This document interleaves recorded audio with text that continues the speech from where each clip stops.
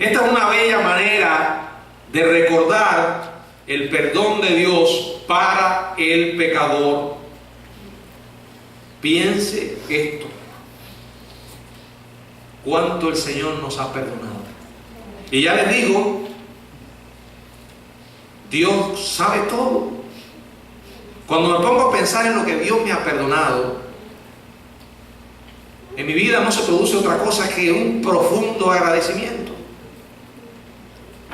Y quiero decirles que me es imposible entender ese amor de Dios para mi vida. Por eso la cuestión no es entenderlo, sino recibirlo. Sí, porque vamos a pensar en las personas con las que usted más se relaciona, los que están más cerca de usted. Son ellos los que le conocen realmente como usted es. Cuando usted está viviendo libre de máscaras. Sin embargo, aún esa persona que está más cerca de usted, probablemente hayan cosas acerca de usted que no conoce, que solamente han estado ocupando sus pensamientos. Pero esa persona que está cerca de usted conoce también sus virtudes. Pero considere a Dios. Él conoce sus virtudes y sus defectos. Él conoce todo acerca de usted, y aún así Dios decidió perdonarle. Ahora, a consecuencia de ese perdón que hemos recibido de Dios, podemos entonces manifestar el perdón a otros. Está el perdón horizontal en los versículos del 28 al 34. Pero saliendo aquel siervo, halló a uno de sus consiervos que le debía 100 denarios, y haciéndole de él, le ahogaba diciendo: págame lo que me debes. Entonces su consiervo, postrándose a sus pies, le rogaba diciendo: ten paciencia conmigo y yo te lo pagaré todo. Mas él no quiso, sino que fue y lo echó en la cárcel hasta que pagase la deuda. Viendo sus consiervos lo que pasaba, se entristecieron mucho, y fueron y refirieron a su señor todo lo que había pasado. Entonces, llamándole, su señor le dijo: siervo malvado, toda aquella deuda te perdoné porque me rogaste. ¿No debías tú también tener misericordia de tu consiervo como yo tuve de ti? Entonces su señor, enojado, le entregó a los verdugos hasta que pagase todo lo que le debía. Este mismo siervo, a quien se le acababa de perdonar una deuda increíble, se vuelve hacia su consiervo que le debía ¿cuánto? 100 denarios. O sea, eso sería menos de $20. Acuérdese que el amo le había perdonado 10 millones y ahora este le debía $20, menos de $20, y lo asaltó. Cuando el rey lo supo, ¿qué pasó? Se puso furioso, y la confrontación que siguió fue severa. Ahora, en la última parte del relato encontramos algunas razones por las cuales debemos perdonar a otros. Versos 32 y 33 dice: entonces, llamando a su señor, le dijo: siervo malvado, toda aquella deuda te perdoné porque me rogaste. ¿No debías tú también tener misericordia de tu consiervo como yo tuve misericordia de ti? Aquí el principio que nos enseña la palabra es: negarnos a perdonar a otros es hipocresía. Puesto que nosotros hemos recibido la máxima misericordia, la pregunta es: ¿quiénes somos para no extendérsela a otros? La compasión que Dios, quien en la parábola está representado por el rey, demuestra a nuestro favor, demanda que hagamos lo mismo con otros. Y cualquier cosa que sea menos es completamente hipocresía. Número 2. El hecho de negarnos a perdonar nos inflige un tormento interno. Verso 34. Entonces su señor, enojado, le entregó a los verdugos hasta que pagase todo lo que debía. Ese es el verso 34. Dicen los estudiosos que el verso 35 no es parte de esta parábola. Es una declaración que Jesús hizo después de terminar el relato. Verso 35, así también mi Padre Celestial hará con vosotros si no perdonáis de todo corazón cada uno a sus hermanos, a su hermano, sus ofensas.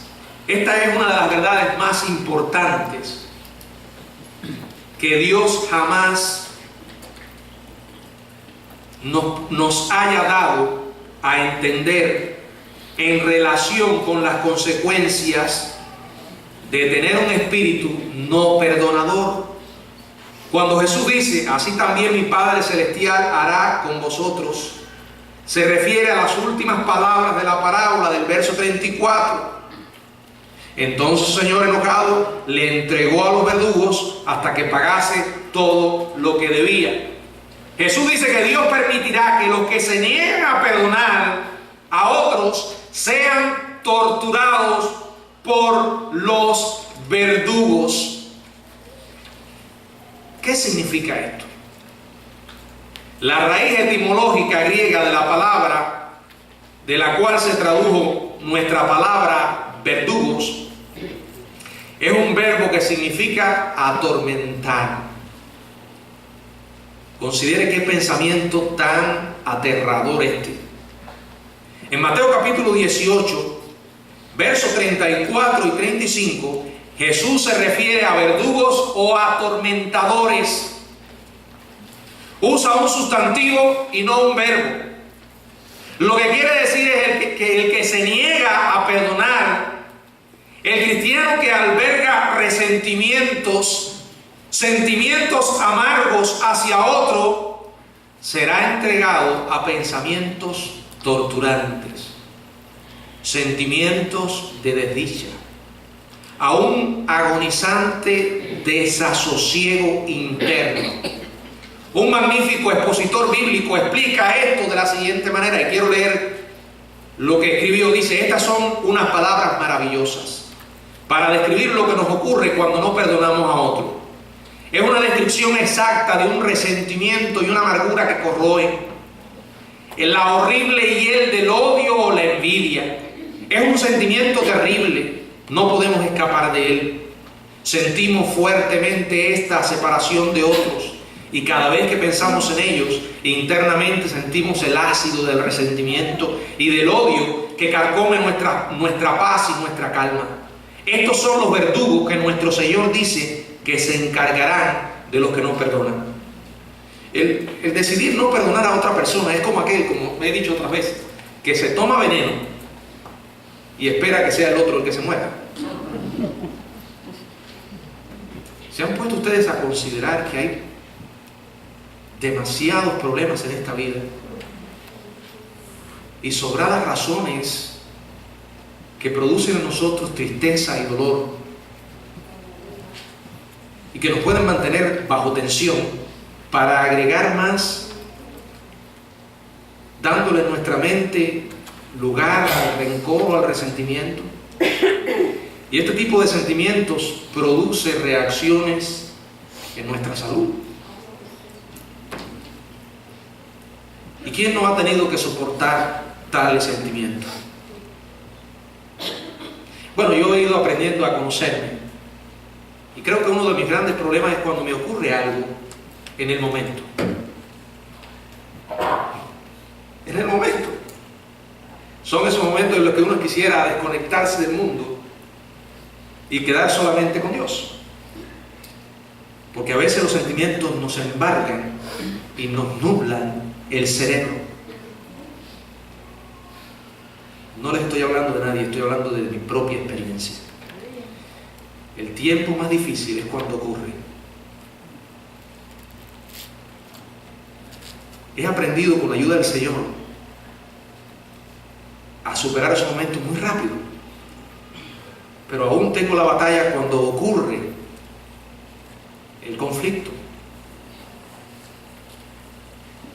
Sin embargo, se lo cuento al Señor. Pero si tomo la decisión de dejar que ese momento se reproduzca, o se alargue, o se vuelva en semanas, créame que nos acaba. probablemente la otra persona con la que hemos tenido el problema anda viviendo su dulce vida. Y usted está ahí,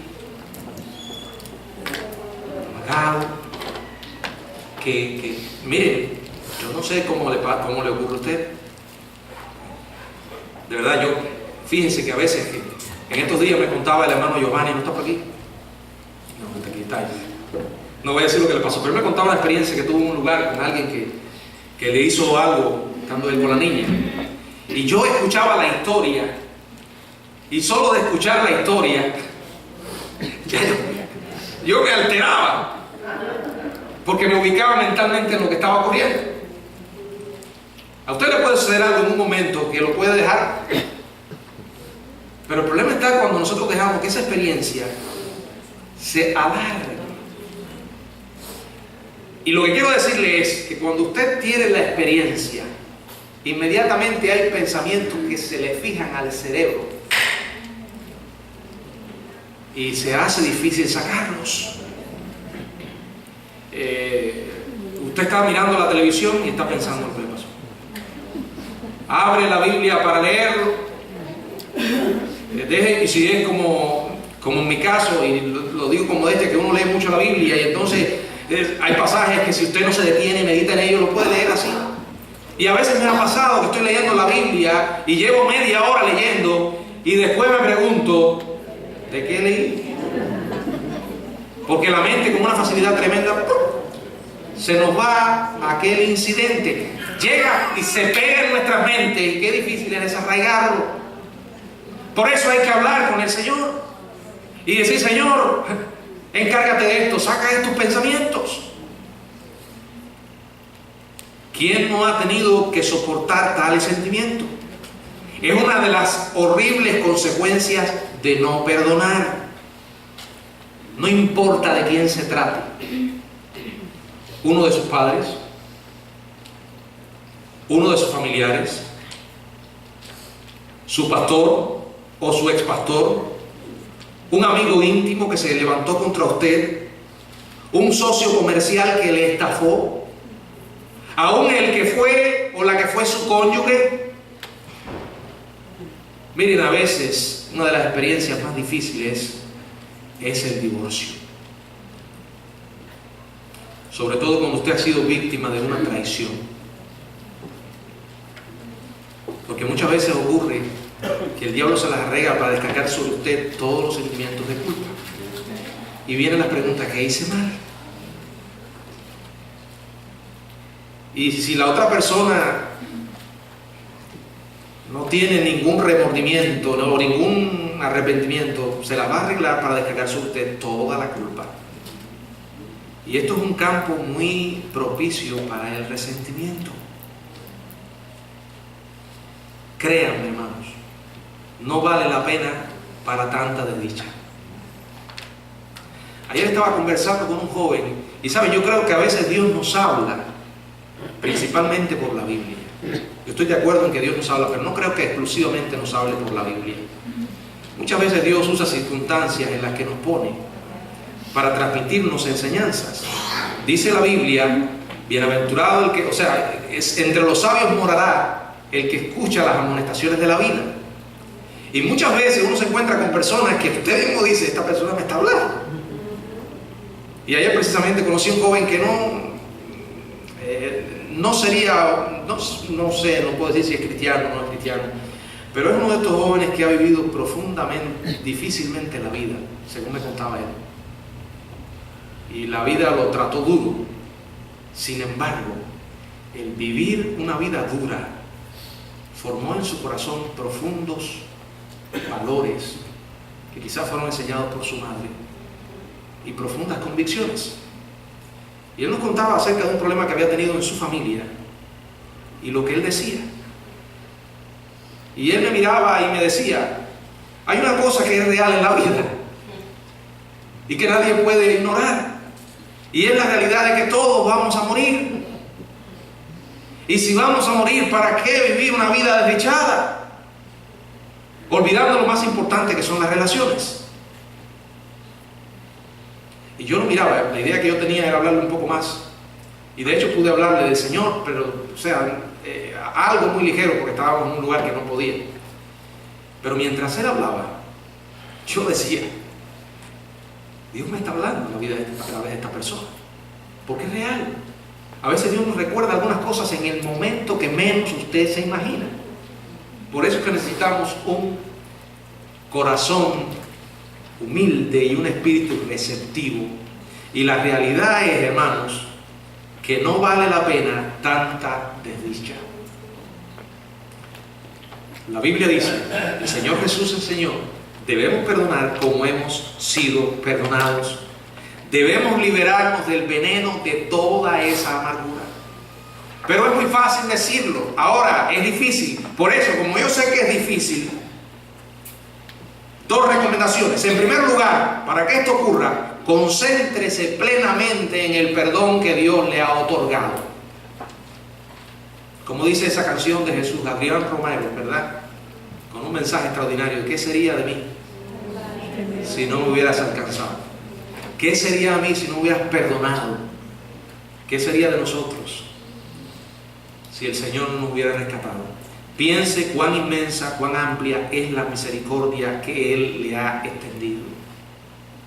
Piense cuán profunda las deudas que Él le ha perdonado. En la medida en que consideremos esto, estaremos más dispuestos a otorgarle el perdón a otros.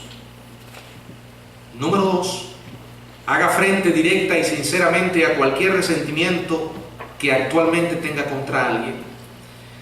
Es un examen riguroso. Pero ¿sabe qué? Solo le queda otra alternativa. Tortura, sentimientos agonizantes, agitación interna y una enorme cantidad de energía emocional que usted quema y malgasta todos los días. Tal vez usted esté dispuesto a llegar hasta cierto punto y comience a regatear con Dios y convendrá en perdonar, pero no olvidar. Y este es uno de los deplorables errores que puede cometer un cristiano. Por el hecho de que el perdón limitado es como el amor condicional, es un pobre sustituto de lo genuino. En realidad no es perdón en absoluto. Esto fue lo que el Señor enseñó al hablar del perdón. Y lo mejor, no solamente contó acerca de él, sino que vivió. ¿Recuerdan aquellas palabras de Jesús en la cruz? Padre, perdónalos porque no saben lo que hacen. ¿Recuerdan aquellas palabras de Jesús cuando fue traída aquella mujer sorprendida en adulterio? ¿Dónde están los que te condenan? ¿Se han ido, Señor? Pues yo tampoco te condeno. Ve y no peques más. Querido hermano y amigo, en esta tarde hemos hablado del perdón de Dios. Y este perdón solo fue posible porque Jesucristo murió. Y nosotros en esta hora vamos a recordar su muerte en la cruz. Hoy en día nadie se atreve a negar la existencia de Jesús. Algunos niegan la existencia de Dios, pero no pueden negar que Jesús fue un personaje histórico. Tampoco pueden negar que Jesús realmente murió. El problema lo tienen con aceptar que resucitó.